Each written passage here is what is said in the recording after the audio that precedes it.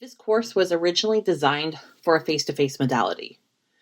Back in 2017, Dr. Barry Gump and I were approached by the Director of Distance Learning at the Chaplain School of Hospitality to create an online version of Introduction to the Brewing Process.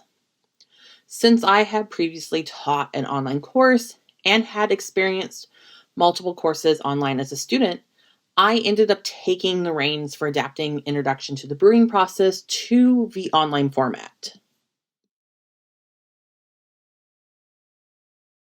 It was originally designed face to face. In fact, we've been teaching out here face to face for about 33 years. And we realized, though, that people in our service area couldn't get here, couldn't drive here. So we thought maybe we'll try it online.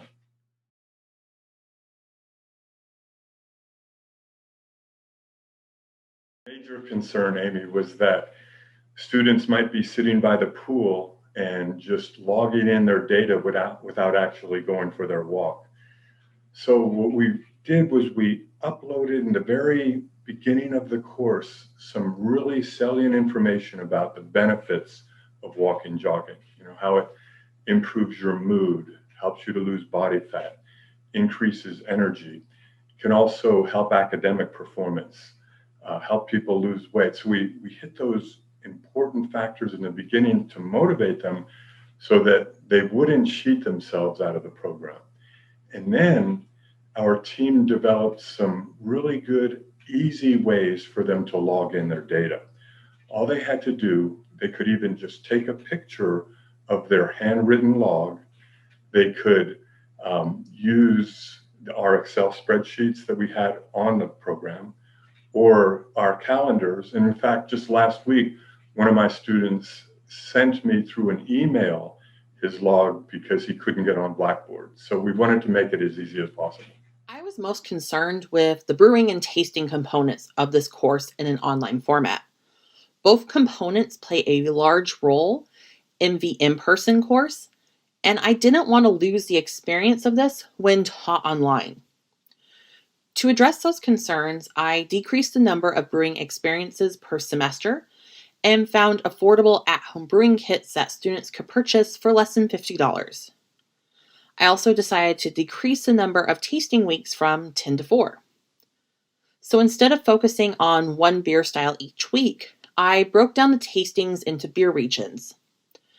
During the course, we look at Germany, Belgium, the UK, and US beer styles and history. Students are still able to have a similar experience to an in person course, but the online course is more cost effective for students.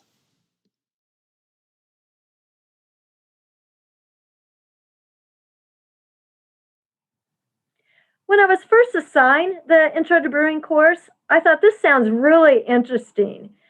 I looked at the course with the same viewpoint that I would, for example, a science course. Can the students get the materials easily? And does the course guide them to properly brew the beer at their home? And how would the instructor assess in a virtual environment the outcomes of the students' brewing process? Those were important items that the team looked for as we were doing this review.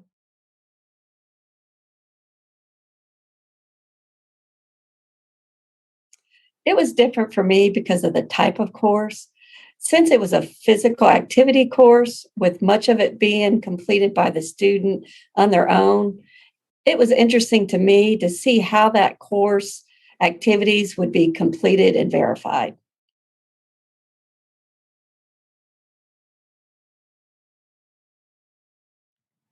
The most challenging part, like with any culinary arts course, is the instructor would not be able to personally watch the students perform each step or sample the beer as part of the assessment. Instead, to assess the outcomes, the students made videos of their projects during different stages of the brewing process. At the end of the course, they did a presentation and also included other items that they learned in the course. So even though the instructor did not get to sample each student's beer, the students submitted videos and reports that served as a way for the instructor to assess the learning outcomes.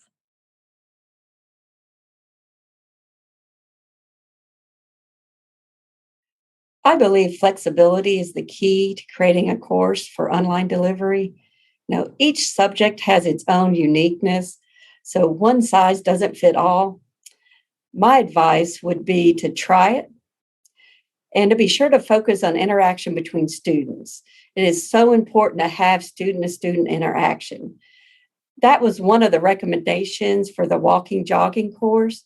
Since walking and jogging is often a solo activity, the course needed to encourage more student to student interaction.